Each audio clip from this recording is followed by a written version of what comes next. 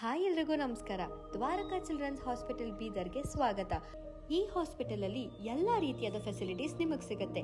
NICU, ventilator, general ward, day care, children's OT, medical, vaccination, ambulance service, normal delivery, nebulisation, ಈ ರೀತಿ ಹಲವಾರು facilities ನಿಮಗೆ ಸಿಗುತ್ತೆ. ಅಷ್ಟೇ ಅಲ್ಲದೆ ನಿಮಗೋಸ್ಕರ ಇನ್ಫ್ಯಾಕ್ಟ್ ಚೈಲ್ಡ್ ಸ್ಕ್ರೀನಿಂಗ್ ಕೂಡ ಇದೆ. Cough, fever, thyroid, diabetes, malaria, jaundice, typhoid, so ಈ ರೀತಿ ಹಲವಾರು ಪ್ರಾಬ್ಲಮ್ಸ್ಗೆ ಇಲ್ಲಿ ನಿಮಗೆ ಪರ್ಫೆಕ್ಟ್ ಸೊಲ್ಯೂಷನ್ ಸಿಗುತ್ತೆ. ಇಲ್ಲಿ ತುಂಬಾನೇ ಸ್ಪೆಷಲೈಸ್ಡ್ ಹಾಗೂ ಎಕ್ಸ್ಪೀರಿಯನ್ಸ್ ಡಾಕ್ಟರ್ಸ್ ನಿಮಗೆ ಟ್ರೀಟ್ಮೆಂಟ್ ಕೊಡ್ತಾರೆ. ಒಳ್ಳೆ ಹೆಲ್ತ್ ಎಷ್ಟು ಇಂಪಾರ್ಟೆಂಟು, ಚಾಯ್ಸ್ ಆಫ್ ಹಾಸ್ಪಿಟಲ್ ಅಷ್ಟೇ ಇಂಪಾರ್ಟೆಂಟು. ಸೊ ಚೂಸ್ ಮಾಡಿ ದ್ವಾರಕಾ ಚಿಲ್ಡ್ರನ್ಸ್ ಹಾಸ್ಪಿಟಲ್ ಬೀದರ್.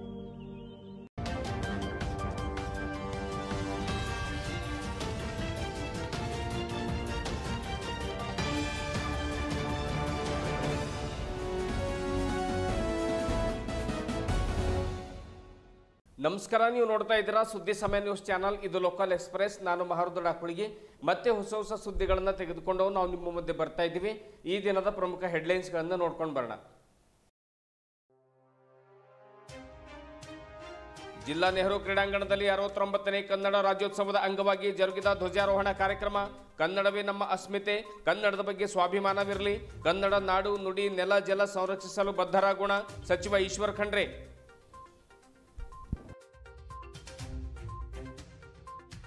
ಕನ್ನಡ ರಾಜ್ಯೋತ್ಸವದ ಪ್ರಯುಕ್ತ ನೆಹರು ಮೈದಾನದಲ್ಲಿ ಜರುಗಿದ ಮಕ್ಕಳ ಸಾಂಸ್ಕೃತಿಕ ಕಾರ್ಯಕ್ರಮಗಳು. ಮೊಟ್ಟ ಮೊದಲ ಶಾಸನವಾದ ಹಲಿಮಿಡಿ ಶಾಸನದ ಪ್ರತಿಷ್ಠಾಪನೆ ಉದ್ಘಾಟಿಸಿದ ಸಚಿವ ಈಶ್ವರ್ ಖಂಡ್ರೆ. ರಂಗಮಂದಿರ ಆವರಣದಲ್ಲಿ ಸ್ಥಾಪಿಸಿದ ಹಲಿಮಿಡಿ ಶಾಸನದ ಮುಂದೆ ಫೋಟೋ ಕ್ಲಿಕ್ಕಿಸಿಕೊಂಡ ಹಲವಾರು ಜನತೆ. ವಕ್ಫೆ ಆಸ್ತಿ ಹೆಸರಿನಲ್ಲಿ ರಾಜ್ಯದಲ್ಲಿ ಅಶಾಂತಿ ಎಬ್ಬಿಸಲು ಕಾಂಗ್ರೆಸ್ ಸರ್ಕಾರ ಪ್ರಯತ್ನ ಮಾಡ್ತಾ ಇದೆ ಎಂದು ಶಾಸಕ ಬೆಲ್ದಾಳೆ ಅವರಿಂದ ಆರೋಪ. ನಗರದ ಜಿಲ್ಲಾ ಪತ್ರಿಕಾ ಭವನದಲ್ಲಿ ಜರುಗಿದ ಸುದ್ದಿಗೋಷ್ಠಿ. ನವೆಂಬರ್ 4ರಂದು ನಗರದಲ್ಲಿ ಬೃಹತ್ ಪ್ರತಿಭಟನೆ ಮಾಡಲಾಗ್ತಾ ಇದೆ. ಡಾಕ್ಟರ್ ಶೈಲೇಂದ್ರ ಬೆಲ್ದಾಳೆ. ಕಾರಂಜೆ ಸಂತ್ರಸ್ತರಿಂದ ನಗರದಲ್ಲಿ ಜಿಲ್ಲಾ ಉಸ್ತುವಾರಿ ಸಚಿವರಿಗೆ ಮನವಿ ಸಲ್ಲಿಕೆ. ನ್ಯಾಯ ಒದಗಿಸಿಕೊಡುವಂತೆ ಪಟ್ಟು ಹಿಡಿದ ಹೋರಾಟಗಾರರು.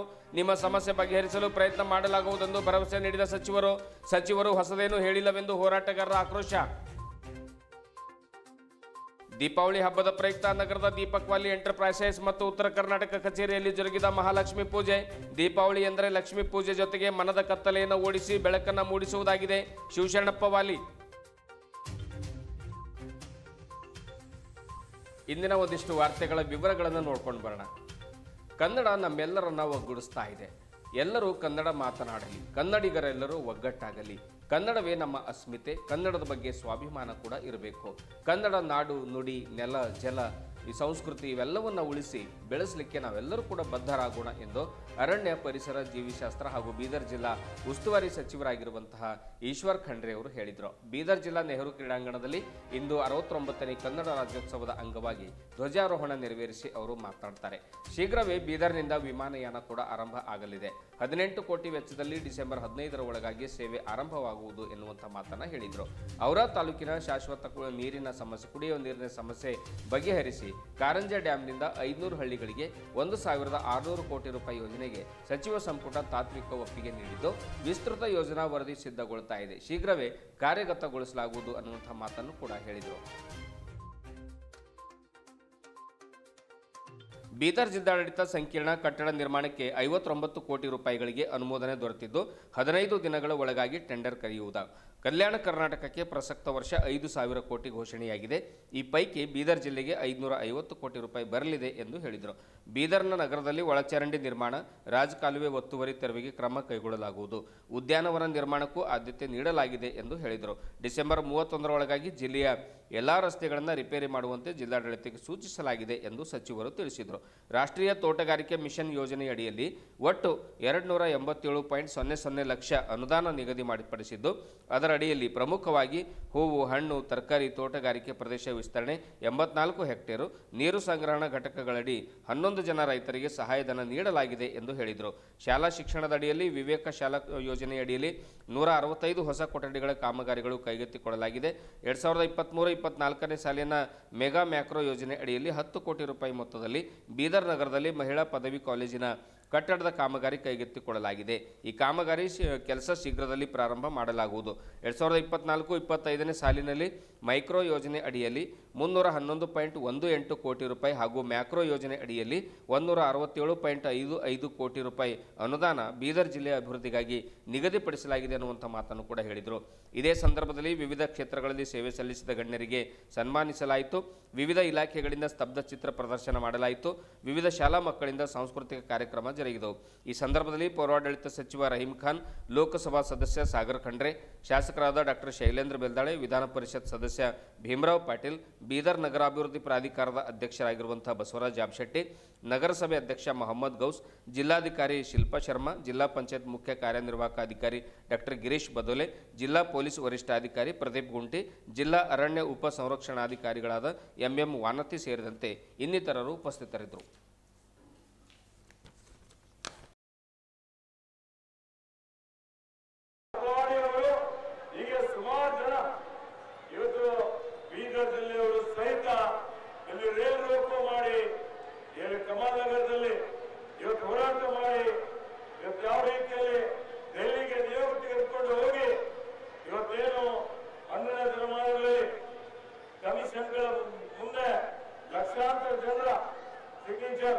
ಮಹಾಜನ್ ಕಮಿಷನ್ ಅಂತೇಳಿ ಆ ಮಹಾಜನ್ ಕಮಿಷನ್ ಎದುರುಗಡೆ ಬಹಳಷ್ಟು ಇವತ್ತು ಶ್ರಮ ಮಾಡಿ ಹೋರಾಟ ಮಾಡಿದಕ್ಕಾಗಿ ಇವತ್ತು ಬೀದರ್ ಜಿಲ್ಲೆ ಈ ಗಡಿ ಭಾಗ ಕರ್ನಾಟಕದಲ್ಲಿ ಅಂದ್ರೆ ಕೆಲವರು ಆಂಧ್ರದಲ್ಲಿ ಸೇರ್ಪಡೆ ಆಗಬೇಕು, ಮಹಾರಾಷ್ಟ್ರದಲ್ಲಿ ಸೇರ್ಪಡೆ ಆಗಬೇಕು ಅಂತೇಳಿ ಹೇಳಿ ಹೊರಟಿದ್ರು ಅವಾಗ. ಆದ್ರೆ ಅದೇ ರೀತಿಯಲ್ಲಿ ಇವತ್ತು ಕರ್ನಾಟಕ ರಾಜ್ಯದಲ್ಲಿ ನಾವೆಲ್ಲ ಏಕೀಕರಣಗೊಂಡಿವಿ. ಅದೇ ರೀತಿಯಲ್ಲಿ ಇವತ್ತು ಏನು ಮೈಸೂರು ರಾಜ್ಯ ಇತ್ತು, ಮೈಸೂರು ರಾಜ್ಯ ದೇವರಾಜ ಅರಸು ಮುಖ್ಯಮಂತ್ರಿ ಆಗಿದ್ದಂತಹ ಸಂದರ್ಭದಲ್ಲಿ ನಾವು ಅವರಿಗೂ ಸ್ಮರಿಸಬೇಕಾಗ್ತದೆ. ಮೈಸೂರು ಅವ್ರ ಜಿಲ್ಲೆ ಹೆಸರಿನಲ್ಲಿ ರಾಜ್ಯ ಇದ್ದು ಕರ್ನಾಟಕದಲ್ಲಿ ಇವತ್ತು ಕನ್ನಡ ಭಾಷಿಕರೆಲ್ಲರಿಗೂ ಒಂದ್ ಕಡೆ ಅವರಿಗೆ ಸಾಮರಸ್ಯ ಬೆಳೆಸಬೇಕು ಅಂತೇಳಿ ಹೇಳಿ ಇದನ್ನು 1976 ನವೆಂಬರ್ 1ರಂದು ಇದಕ್ಕೆ ಅಖಂಡ ಕರ್ನಾಟಕ ಅಂತ ಹೇಳಿ ಇವತ್ತು ನಾಮಕರಣ ಮಾಡಿದಂತವರು. ಈ 68 ವರ್ಷಗಳಲ್ಲಿ ಬಹಳಷ್ಟು ಸಾಧನೆ ಮಾಡಿದ್ದೇವೆ. ಯಾಕೆಂದ್ರೆ ಇದು ಸಂಪರ್ಕಯುಕ್ತವಾದಂತಹ ಒಂದು ನಾಡು. ಇಲ್ಲಿ ನೋಡಿ, ಕಾವೇರಿಯಿಂದ ಗೋದಾವರಿವರೆಗೆ ಅನೇಕ ನದಿಗಳು ಹರಿತವೆ. ಇಲ್ಲಿ ಅದು ಹೋಗ್ತವೆ. ಫಲವತ್ತಾದಂತಹ ಭೂಮಿ ಇದೆ. ಇಲ್ಲಿ ಶ್ರೀಗಂಧದ ನಾಡು ಅಂತ ಹೇಳ್ತೀವಿ, ಚಿನ್ನದ ಬೀಡು ಅಂತ ಹೇಳ್ತೀವಿ, ಶ್ರೀಗಂಧ ಬೆಳಿತೀವಿ. ದಟ್ಟವಾದಂತಹ ಒಂದು ಅರಣ್ಯ ಪ್ರದೇಶ ಇದೆ. ಅತ್ಯಂತ ಪಶ್ಚಿಮ ಘಟ್ಟ ಇದೆ. ಇಲ್ಲಿ ಎಲ್ಲಾ ನದಿಗಳಿಗೆ ಮೂಲ ಋತುಮಾನಗಳನ್ನೇ ಬದಲಾವಣೆ ಮಾಡಿ ಇಡೀ ದೇಶದಲ್ಲಿ ಮಳೆ ಬರುವಂತಹ ಒಂದು ಶಕ್ತಿ ಇವತ್ತು ಈ ಪಶ್ಚಿಮ ಘಟ್ಟಗಳಿಗೆ ಇದೆ. ಹೀಗಾಗಿ ಯಾವುದೂ ಬೆಳೆಯೋದಿಲ್ಲ ಅಂತಲ್ಲ. ಇಲ್ಲಿ ಅದೇ ರೀತಿಯಲ್ಲಿ ನಾವು ಏನು ಕೃಷಿ ಉತ್ಪಾದನೆ ಮಾಡ್ತೀವಿ ಅದರ ಜೊತೆಯಲ್ಲಿ ಇವತ್ತು ಪ್ರಥಮವಾಗಿ ಇಡೀ ದೇಶಕ್ಕೆ ಮೊದಲು ಬೆಳಕು ಕೊಟ್ಟಂತದ್ದೇ ಕರ್ನಾಟಕ. ಶಿವಸಮುದ್ರ ಮಂಡ್ಯದಲ್ಲಿ ಇವತ್ತು ವಿದ್ಯುತ್ ಉತ್ಪಾದನೆ ಮಾಡಿದಂಥದ್ದು ಅನೇಕ. ಈ ರೀತಿಯಲ್ಲಿ ಕರ್ನಾಟಕಕ್ಕೆ ಯಾವುದೇ ರೀತಿಯ ಕನ್ನಡದ ಮೊಟ್ಟಮೊದಲ ಶಾಸನವಾದ ಹಲ್ಮಿಡಿ ಶಾಸನದ ಶಿಲೆಯನ್ನು ನಗರದ ಜಿಲ್ಲಾ ರಂಗಮಂದಿರದ ಆವರಣದಲ್ಲಿ ಸ್ಥಾಪಿಸಲಾಗಿದೆ. ಅರಣ್ಯ, ಜೀವಿಶಾಸ್ತ್ರ, ಪರಿಸರ ಮತ್ತು ಬೀದರ್ ಜಿಲ್ಲಾ ಉಸ್ತುವಾರಿ ಸಚಿವರಾಗಿರುವಂಥ ಈಶ್ವರ್ ಬಿ ಖಂಡ್ರೆ ಅವರು ಈ ಶಾಸನದ ಪ್ರತಿಕೃತಿಯನ್ನು ಲೋಕಾರ್ಪಣೆ ಮಾಡಿದರು. ಬಳಿಕ ಮಾತನಾಡಿರುವಂತಹ ಅವರು, ಮೊಟ್ಟಮೊದಲ ಶಾಸನವಾದ ಹಲ್ಮಿಡಿ ಶಾಸನ ನಮ್ಮ ಸಾಂಸ್ಕೃತಿಕ ಪರಂಪರೆಯ ಕೀರ್ತಿಯನ್ನು ಹೆಚ್ಚಿಸ್ತಾ ಇದೆ ಎಂದು ತಿಳಿಸಿದರು. ಇದಕ್ಕೂ ಮುನ್ನ ಕನ್ನಡ ರಾಜ್ಯೋತ್ಸವದ ಪ್ರಯುಕ್ತ ನಗರದ ನೆಹರು ಮೈದಾನದಲ್ಲಿ ಜರುಗಿದ ಧ್ವಜಾರೋಹಣ ಒಂದು ಕಾರ್ಯಕ್ರಮದ ನಂತರ ವಿವಿಧ ಶಾಲಾ ಕಾಲೇಜುಗಳ ಒಂದು ಮಕ್ಕಳಿಂದ ನಾಡಗೀತೆಗಳ ಮೇಲೆ, ಆಮೇಲೆ ದೇಶಭಕ್ತಿ ಗೀತೆಗಳ ಮೇಲೆ ನೃತ್ಯವನ್ನು ಒಂದು ಮಾಡಿದ್ರು. ಆಮೇಲೆ ನೃತ್ಯ ಕಾರ್ಯಕ್ರಮಗಳು, ವಿವಿಧ ಸಾಂಸ್ಕೃತಿಕ ಕಾರ್ಯಕ್ರಮಗಳು ಕೂಡ ಜರುಗಿದವು. ವಿವಿಧ ತುಕಡಿಗಳಿಂದ ಆಕರ್ಷಕ ಒಂದು ಕವಾಯತು ಕೂಡ ಜರುಗಿತು. ಇದೇ ವೇಳೆ ವಿವಿಧ ಶಾಲೆಗಳ ವಿದ್ಯಾರ್ಥಿಗಳು, ಸಿಬ್ಬಂದಿ ವರ್ಗದವರು, ಸಾವಿರಾರು ಒಂದು ನಗರದ ಜನತೆ ಕೂಡ ಪಾಲ್ಗೊಂಡಿದ್ದರು. ಮಕ್ಕಳ ಸಾಂಸ್ಕೃತಿಕ ಕಾರ್ಯಕ್ರಮಗಳನ್ನು ವೀಕ್ಷಣೆ ಮಾಡಿದರು. ಸಭಿಕರ ಆ ಒಂದು ಕಾರ್ಯಕ್ರಮಗಳು ಸಭಿಕರ ಗಮನ ಕೂಡ ಸೆಳೆದವು.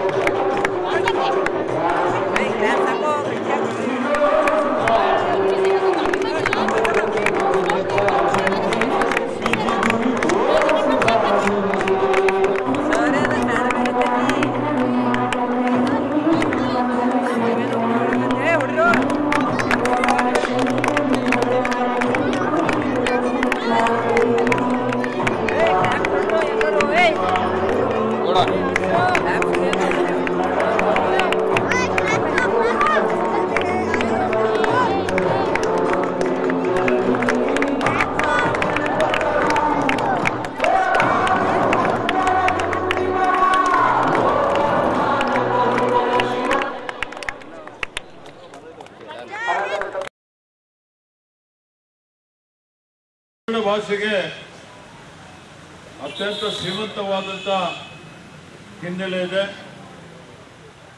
ಬಹಳ ಭವ್ಯವಾದಂತಹ ಒಂದು ಪರಂಪರೆ ಇದೆ. ಅದರ ನಿಮಿತ್ತ ಇವತ್ತು ರಾಜ್ಯ ಸರ್ಕಾರ ಹಲ್ಮಿಡಿ ಶಾಸನ ಕನ್ನಡ ಲಿಪಿಯಲ್ಲಿ ರಚಿಸಲ್ಪಟ್ಟಿರುವ ಮೊಟ್ಟ ಮೊದಲನೇ ಶಾಸನ ಅಂತ ಹೇಳಿ ಸಂಶೋಧನೆಯಿಂದ ತಿಳಿದು ಬಂದಿದೆ. 2017ವರೆಗೂ ಇವತ್ತು ದಾಖಲಾಗಿತ್ತು. ಭಾರತೀಯ ಸರ್ವೇಕ್ಷಣಾ ಇಲಾಖೆ ತಾಳಗುಂದದ ಶಾಸನ ಕನ್ನಡದ ಮೊಟ್ಟ ಮೊದಲನೇ ಶಾಸನ ಅಂತ ಹೇಳಿ ಘೋಷಿಸಿದೆ. ಇದು ಹಾಸನ ಜಿಲ್ಲೆಯ ಬಳಿಯಲ್ಲಿರುವ ಹಲ್ಮಿಡಿ ಎಂಬ ಸ್ಥಳದಲ್ಲಿ 1936ರಲ್ಲಿ ಡಾಕ್ಟರ್ ಎಂ.ಎಚ್. ಕೃಷ್ಣ ಅನ್ನುವಂಥವರು ಇದನ್ನು ಸಂಶೋಧನೆಯನ್ನು ಮಾಡಿದ್ದಾರೆ. ಮರಳ ಶಿಲ್ಪದ ಮೇಲೆ ಕೆತ್ತಲ್ಪಟ್ಟಿದೆ. ಈಗ ನೋಡಬಹುದು ಹಳೆಗನ್ನಡದ ಇದು ಮರಳದ ಶಿಲ್ಪದ ಮೇಲೆ ಇದನ್ನು ಕೆತ್ತಿದ್ದಾರೆ. ಇದು ಹಳೆಗನ್ನಡದ ಹಾಗೂ ಬ್ರಾಹ್ಮಿ ಲಿಪಿಗಳನ್ನು ಹೋಲುವಂತಹ ಕನ್ನಡ ಲಿಪಿಯಲ್ಲಿದೆ. ಕದಂಬ ವಂಶದ ಕಾಕುಸ್ಥವರ್ಮ ಬರೆಸಿದ ದತ್ತಿ ಶಾಸನ ಇದು ಆಗಿದೆ. ಶತ್ರು ರಾಜರ ಮೇಲೆ ಹೋರಾಡಿ ಗೆದ್ದ ವಿಜಯರಸ ಎಂಬ ಯೋಧನಿಗೆ ಬಲ್ಮಿಡಿ ಮತ್ತು ಮುಳಿವಳ್ಳಿಯನ್ನು ದತ್ತಿಯಾಗಿ ಬಿಟ್ಟ ರಾಜಾಜ್ಞೆಯನ್ನು ಈ ಶಾಸನ ನಿರೂಪಿಸುತ್ತದೆ. ಹಲ್ಮಿಡಿ ಶಾಸನ ಸಂಸ್ಕೃತ ಪ್ರಭಾವಕ್ಕೆ ಒಳಗಾಗಿದ್ದರೂ ಆ ಕಾಲದಲ್ಲಿ ಬಳಕೆಯಲ್ಲಿದ್ದ ಪ್ರೌಢ ಕನ್ನಡವನ್ನು ನಿರೂಪಿಸುತ್ತದೆ. ಇದಕ್ಕೆ ಈ ಒಂದು ಸಂಬಂಧ ಕನ್ನಡ ಭಾಷೆಯ ಏನೊಂದು ಇತಿಹಾಸ ಇದೆ, ಪರಂಪರೆ ಇದೆ. ಈ ಶಾಸನಗಳೇನು ಇವತ್ತು ನಾವು ನೋಡ್ತಾ ಇದ್ದೇವೆ, ಇದರ ಶ್ರೀಮಂತಿಕೆಯನ್ನು, ಇತಿಹಾಸವನ್ನು ಎಲ್ಲರಿಗೂ ಪರಿಚಯ ಮಾಡಿಕೊಡ್ಬೇಕು ಅಂತ ಹೇಳಿ ಕರ್ನಾಟಕ ಸರ್ಕಾರ ಇವತ್ತು ಕರ್ನಾಟಕ ರಾಜ್ಯೋತ್ಸವ ದಿವಸ 31 ಜಿಲ್ಲೆಗಳಲ್ಲಿ ಇದರ ಪ್ರತಿಕೃತಿಯನ್ನು ಇವತ್ತು ನಾವು ನಿರ್ಮಾಣ ಮಾಡಿದ್ದೇವೆ. ಆ ಪ್ರತಿಕೃತಿಯನ್ನು ನಾನು ಅತ್ಯಂತ ಸಂತೋಷದಿಂದ ಉದ್ಘಾಟನೆ ಮಾಡಿದ್ದೇನೆ. ಮತ್ತು ಇವತ್ತು ನಮ್ಮ ಮಕ್ಕಳಿಗೆ, ವಿದ್ಯಾರ್ಥಿಗಳಿಗೆ, ವಿದ್ಯಾರ್ಥಿನಿಯರಿಗೆ ಇತಿಹಾಸ ಅರಿಯದೇ ಇರೋರು ಇತಿಹಾಸ ನಿರ್ಮಾಣ ಮಾಡಲಿಕ್ಕೆ ಸಾಧ್ಯ ಇಲ್ಲ. ಅದಕ್ಕೆ ಅವರು ಇತಿಹಾಸ ಅರಿಬೇಕು. ಕನ್ನಡದ ಇತಿಹಾಸ ಏನಿದೆ, ನಮ್ಮ ರಾಜ್ಯದ ಇತಿಹಾಸ ಏನಿದೆ, ಇವತ್ತು ಅದೆಲ್ಲವನ್ನು ಇವತ್ತು ಅವರೆಲ್ಲ ಪುಸ್ತಕದ ಅಭಿರುಚಿ ಅವರು ಬೆಳೆಸ್ಕೊಳ್ಬೇಕು, ಓದುವ ಅಭ್ಯಾಸ ಬೆಳೆಸ್ಕೊಳ್ಳಬೇಕು. ಇವತ್ತು ಯಾರು ತಲೆ ತಗ್ಗಿಸಿ ಓದ್ತಾರೆ ಅವರಿಗೆ ಆ ಓದಿನಿಂದ ತಲೆ ಎತ್ತಿ ನಿಲ್ಲುವಂಥ ಒಂದು ಸಾಮರ್ಥ್ಯ ಇವತ್ತು ಅವರಿಗೆ ಬರ್ತದೆ. ಪುಸ್ತಕ ಓದಬೇಕು ಅಂತ ಅದಕ್ಕೆ ಹೇಳ್ತಾರೆ.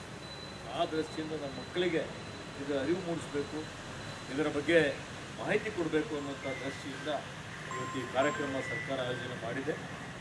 ಇವತ್ತು ನನಗೆ ಬೆಳಿಗ್ಗೆನೇ ಇವತ್ತು ಜಿಲ್ಲಾಧಿಕಾರಿಗಳು ಮತ್ತು ಇತರ ನಮ್ಮ ಅಧಿಕಾರಿಗಳು ನನ್ನ ಗಮನಕ್ಕೆ ತಂದಿದ್ದಾರೆ. ಅದಕ್ಕೆ ನಿಮ್ಮೆಲ್ಲರಿಗೆ ಮತ್ತೊಮ್ಮೆ ಈ ಕಾರ್ಯಕ್ರಮದ ಕರ್ನಾಟಕ ರಾಜ್ಯೋತ್ಸವದ ಶುಭಾಶಯಗಳನ್ನು ಕೋರಿ ಹಾರ್ದಿಕ ಅಭಿನಂದನೆ, ಶುಭವನ್ನು ಕೋರುತ್ತೇನೆ. ಧನ್ಯವಾದ.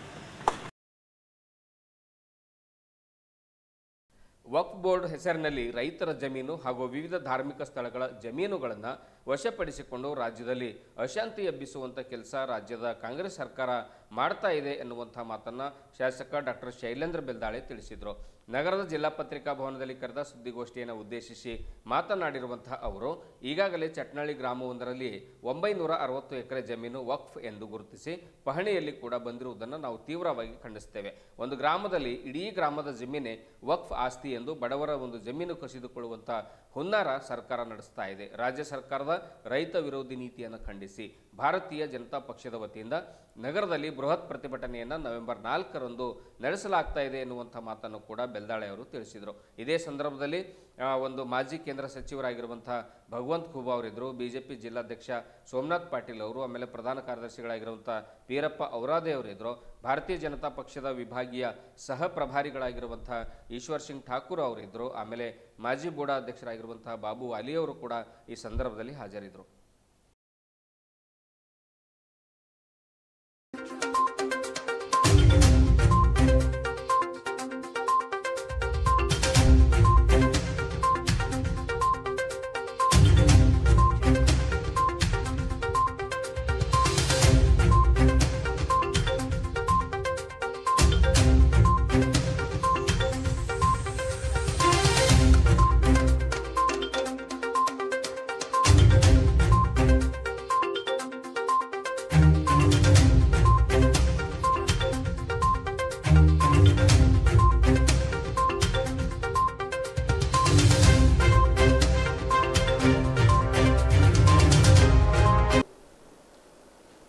ಮತ್ತು ಇದು ವಕ್ಫ್ ಬೋರ್ಡ್ ಒಂದು ಇಂಡಿಪೆಂಡೆಂಟ್ ಪ್ಯಾರಲಲ್ ಬಾಡಿಯಾಗಿ ವರ್ಕ್ ಮಾಡ್ತಾ ಇದೆ. ಇದು ಮುಸ್ಲಿಮೇತರ ಸದಸ್ಯರಿಗೆ ಅಲ್ಲಿ ಅವಕಾಶ ಇಲ್ಲ. ಅವ್ರು ಏನು ಮಾಡ್ತಾರೆ, ಅಲ್ಲಿ ಏನು ನಡೀತದೆ, ಯಾವ ಸರ್ಕಾರ ಇರಲಿ, ಕಾಂಗ್ರೆಸ್ ಇರಲಿ, JDS ಇರಲಿ, BJP ಇರಲಿ, ಯಾವ ಸರ್ಕಾರ ಇದ್ದರೂ ಕೂಡ ಅಲ್ಲಿ ಏನು ನಡೀತದೆ ಯಾರಿಗೂ ಗೊತ್ತಾಗಲ್ಲ. ಈಗ ಸಿದ್ದರಾಮಯ್ಯ ಸರ್ಕಾರ ಅವ್ರದೇ ಸರ್ಕಾರ, ಅವ್ರ ತುಷ್ಟೀಕರಣ ನೀತಿ ಸಚಿವರು ಕೂಡ ಅವರೇ ಇದ್ದಾರೆ. ಅದಕ್ಕೆ ರೈತರಿಗೆ ತೊಂದರೆ ಕೊಡೋದು, ಒಟ್ಟಲ್ಲಿ ನಮ್ಮ ಮಠಮಾನ್ಯರಿಗೆ, ನಮ್ಮ ಸಂಸ್ಕೃತಿಗೆ ಧಕ್ಕೆ ತರಬೇಕು, ಅಶಾಂತಿಯ ವಾತಾವರಣ ನಿರ್ಮಾಣ ಆಗಬೇಕು. ಮತ್ತೆ ರಾಜ್ಯದಲ್ಲಿ ಅದೇನು ಕೇಂದ್ರ ಸರ್ಕಾರ ನಮ್ದು 47 ತಿದ್ದುಪಡಿ ತರಬೇಕಂತೇನು ಮಾಡ್ತಾ ಇದ್ದಾರೆ, ಅದಕ್ಕೆ ಹೇಗಾದ್ರೂ ನಾವು ವಿರೋಧ ಮಾಡಬೇಕು ಅಂತ ಈ ಉದ್ದೇಶ ರಾಜ್ಯ ಸರ್ಕಾರ ಆಗಿದೆ. ಮತ್ತೆ ಒಂದು ನಮ್ಮ ಕೇಂದ್ರದ ಸನ್ಮಾನ ನರೇಂದ್ರ ಮೋದಿಜಿಯವರು ಒಂದು ಜಾಯಿಂಟ್ ಪಾರ್ಲಿಮೆಂಟ್ರಿ ಕಾಂಗ್ರೆಸ್ನವರು ಬಹಳ ಒತ್ತಾಯಪೂರ್ವಕ ಮಾದ್ಮೇಲೆ ಜಾಯಿಂಟ್ ಪಾರ್ಲಿಮೆಂಟರಿ ಕಮಿಟಿ ಘಟನೆಗೊಂಡಿತ್ತು ಸುಮಾರು ಕಳೆದ ವರ್ಷ.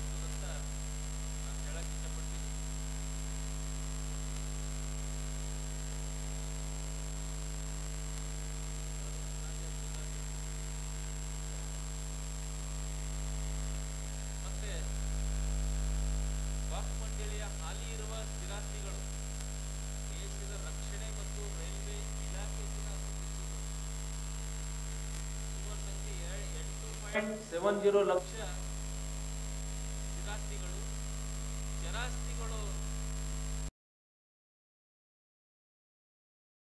ನಗರದ ಅಂಬೇಡ್ಕರ್ ವೃತ್ತದಿಂದ ಗುತ್ತಿಗೆ ಆಸ್ಪತ್ರೆ ಮಾರ್ಗವಾಗಿ ಕಾರಂಜಿ ಸಂತ್ರಸ್ತರ ಹೋರಾಟ ಸಮಿತಿ ವತಿಯಿಂದ ಹಾಗೂ ವಿವಿಧ ದಲಿತ ಪರ ಸಂಘಟನೆಗಳ ವತಿಯಿಂದ ನೆಹರು ಮೈದಾನದವರೆಗೆ ಮೆರವಣಿಗೆ ಸಾಗಬಂತು. ಈ ಮೆರವಣಿಗೆ ಯಾಕೆ ಬಂತು ಅಂದರೆ ಸುಮಾರು 950 ದಿನಗಳಿಂದ ಏನು ಕಾರಂಜಿ ಸಂತ್ರಸ್ತರ ಒಂದು ಹೋರಾಟ ಸಮಿತಿ ವತಿಯಿಂದ ನಗರದ ಒಂದು IB ಪಕ್ಕದಲ್ಲಿ ಏನು ಹೋರಾಟವನ್ನು ಧರಣಿ ಸತ್ಯಾಗ್ರಹವನ್ನು ಹಮ್ಮಿಕೊಂಡಿದ್ರು.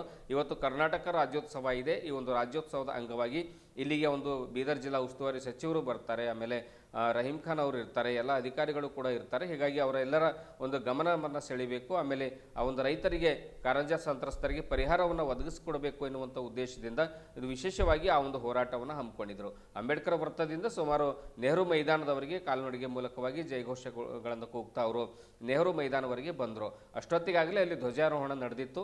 ಈಶ್ವರ್ ಖಂಡ್ರೆ ಅವರು ಒಂದು ಪ್ರೆಸ್ ಮೀಟನ್ನು ನಡೆಸಬೇಕು ಅನ್ನುವಂಥ ವಿಷಯವನ್ನು ಇಟ್ಕೊಂಡಾಗ ಅವರು ಒಳಗಡೆ ಹೋಗ್ತಾ ಇದ್ರು. ಅಷ್ಟರಲ್ಲಿ ಇವರ ಮನವಿಯನ್ನು ಸ್ವೀಕಾರ ಮಾಡಬೇಕು ಅಂತ ತಿಳ್ಕೊಂಡು ಅವರು ನೆಹರು ಮೈದಾನದ ಒಂದು ಎದುರುಗಡೆ ಅಂದರೆ ಹಿಂಭಾಗದಲ್ಲಿ ಅವರು ಎದುರುಗಡೆ ಬಂದರು.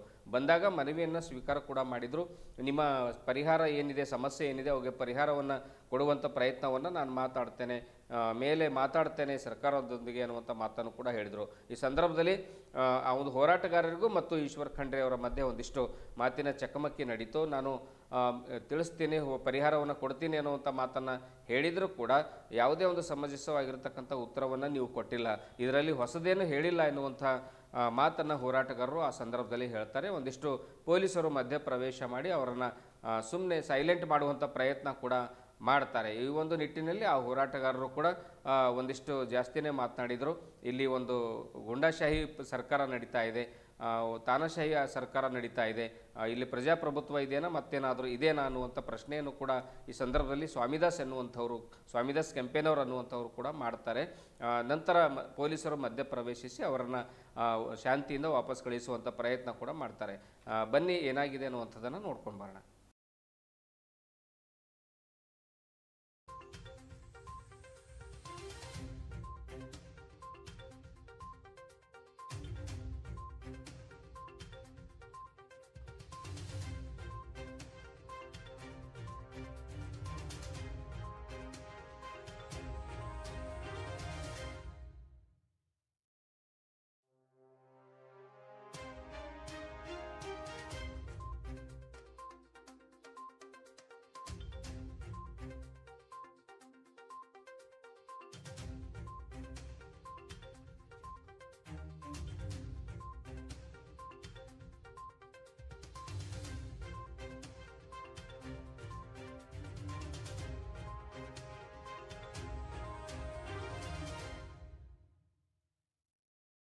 ಜೊತೆಲಿದೆ, ಜೊತೆಲಿ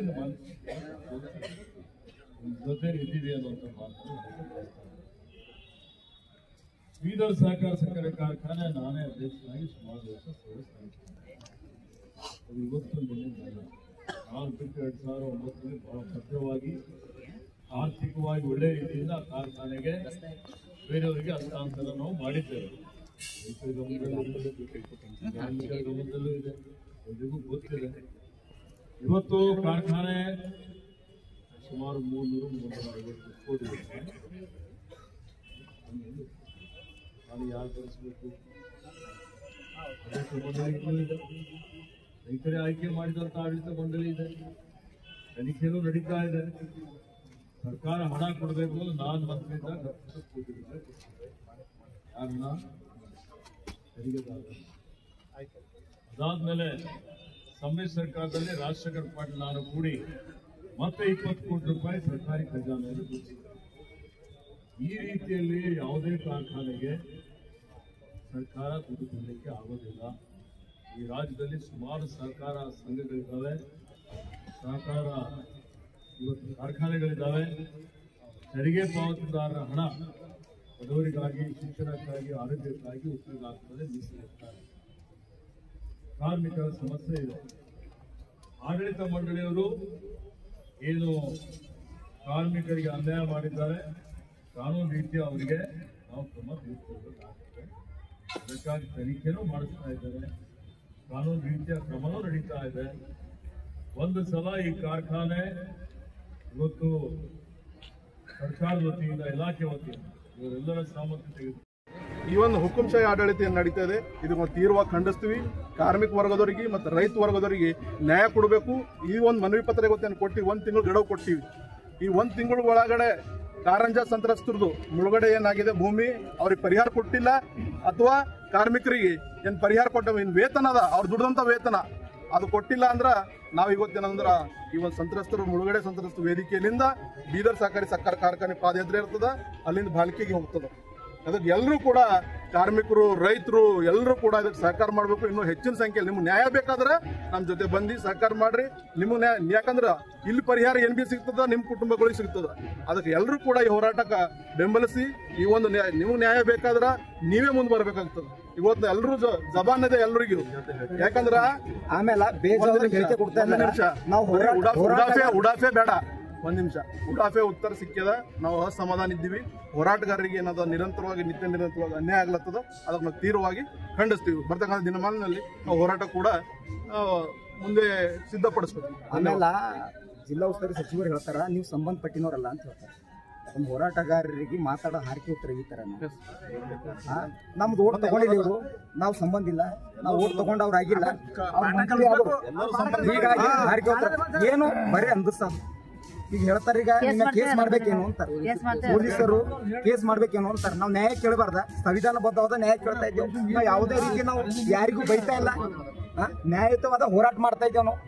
ನಾವು ನ್ಯಾಯವಾಗಿ ನಾವು ಕೇಳಕ್ ಬಂದಿದ್ದೇವೆ, ನಮ್ಮ ಹಕ್ಕು ಕೇಳಕ್ ಬಂದಿದ್ದೆವು. ರೈತರದಾಗ್ಲಿ, ಕಾರಂಜಿ ಮುಳುಗು ಸಂತ್ರಸ್ತದಾಗ್ಲಿ ನಿಮ್ಮ ಮ್ಯಾಗ ಕೇಸ್ ಮಾಡ್ಬೇಕೇನು ಅಂತ ಹೇಳಿ ಧಮಕಿ ಹಾಕ್ತಾರೆ. ಅಂದ್ರೆ ಈಗ ಯಾರು ಹೋರಾಟ ಮಾಡಬಾರ್ದ, ಕೇಸ್ ಮಾಡ್ತಾರ ಅಂತ ಹೇಳಿ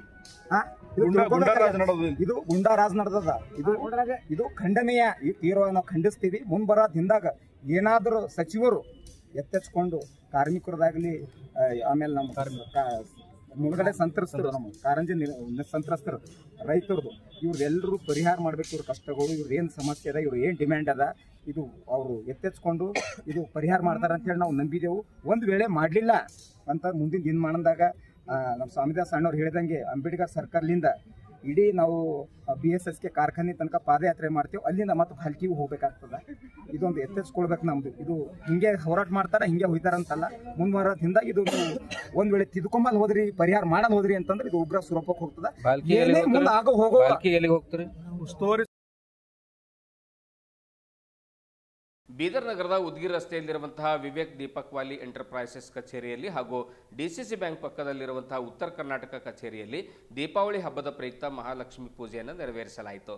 ಬಳಿಕ ಮಾತನಾಡಿರುವಂತಹ ಹಿರಿಯ ಪತ್ರಕರ್ತರಾಗಿರುವಂತಹ ಶಿವಶಾಣಪ್ಪ ವಾಲಿಯವರು, ದೀಪಾವಳಿ ಹಬ್ಬ ಅಂದರೆ ಕೇವಲ ಲಕ್ಷ್ಮೀ ಪೂಜೆ ಮಾಡುವುದಲ್ಲ, ಆ ಒಂದು ಪೂಜೆಯ ಜೊತೆಗೆ ನಮ್ಮ ಮನಸ್ಸಿನಲ್ಲಿರುವಂತಹ ಅಂಧಕಾರವನ್ನು ಓಡಿಸಿ ಬೆಳಕನ್ನು ಮೂಡಿಸ್ತಕ್ಕಂಥದ್ದು, ಅಜ್ಞಾನದಿಂದ ಜ್ಞಾನದ ಕಡೆಗೆ ಬರುವಂಥದ್ದು, ನೋವಿನಿಂದ ಸಂತೋಷದ ಕಡೆಗೆ ಬರ್ತಕ್ಕಂಥದ್ದು, ಅವಗುಣಗಳಿಂದ ಸದ್ಗುಣಗಳ ಕಡೆಗೆ ಬರುವಂಥದ್ದೇ ಈ ಒಂದು ದೀಪಾವಳಿ ಹಬ್ಬ. ಆದ್ದರಿಂದ ಎಲ್ಲರಿಗೂ ಕೂಡ ಆ ಭಗವಂತ ಸುಖ, ಶಾಂತಿ, ನೆಮ್ಮದಿ, ಸಮೃದ್ಧಿ, ಸಂತೃಪ್ತಿ ಎಲ್ಲವನ್ನು ಕೂಡ ಕೊಟ್ಟು ಕರುಣಿಸಲಿ ಅನ್ನುವಂತಹ ಮಾತನ್ನು, ಶುಭವನ್ನು ಅವರು ಹಾರೈಸ್ತಾರೆ. ಅಲ್ಲದೆ ವಿವೇಕ್ ದೀಪಕ್ ವಾಲಿಯವರು ಕೂಡ ಮಾತಾಡ್ತಾರೆ. ನಾಡಿನ ಸಮಸ್ತ ಮಹಾಜನತೆಗೆ ದೀಪಾವಳಿ ಹಬ್ಬದ ಶುಭಾಶಯಗಳನ್ನು ಕೂಡ ತಮ್ಮ ಕಚೇರಿಯ ಪೂಜೆಯ ನಂತರ ಅವರು ಸುದ್ದಿ ಸಮಯದ ಮೂಲಕವಾಗಿ ನಾಡಿನ ಜನತೆಗೆ ಶುಭಾಶಯಗಳನ್ನು ಕೋರ್ತಾರೆ. ಇದೇ ವೇಳೆ ಸಮಸ್ತ ವಾಲಿ ಕುಟುಂಬಸ್ಥರು, ಸ್ನೇಹಿತರು, ಆಪ್ತರು, ವಿವಿಧ ಸಂಘ ಸಂಸ್ಥೆಗಳ ಪ್ರಮುಖರು ಕೂಡ ಪೂಜೆಗೆ ಆಗಮಿಸಿದ್ರು. ಮಹಾಲಕ್ಷ್ಮಿ ದರ್ಶನ ಕೂಡ ಪಡ್ಕೊಂಡ್ರು.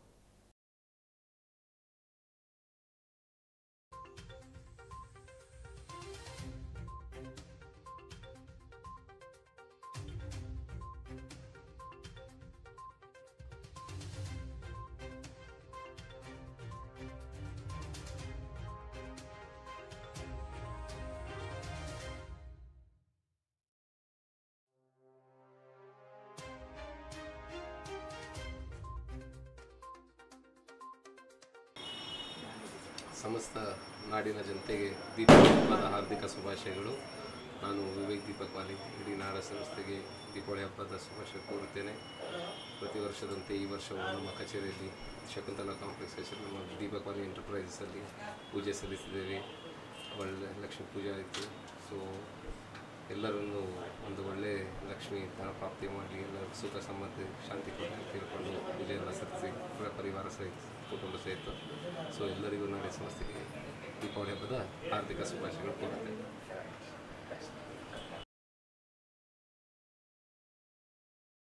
ಇದುವರೆಗೂ ಸುದ್ದಿ ಕೊಟ್ಟಿರುವ ನಾನು ಮಹಾರುದ್ರ ಡಾಕುಳಿಗೆ ಮತ್ತೆ ಮುಂದಿನ ವಾರ್ತೆಗಳೊಂದಿಗೆ ಭೇಟಿಯಾಗೋಣ. ವಂದನೆಗಳು.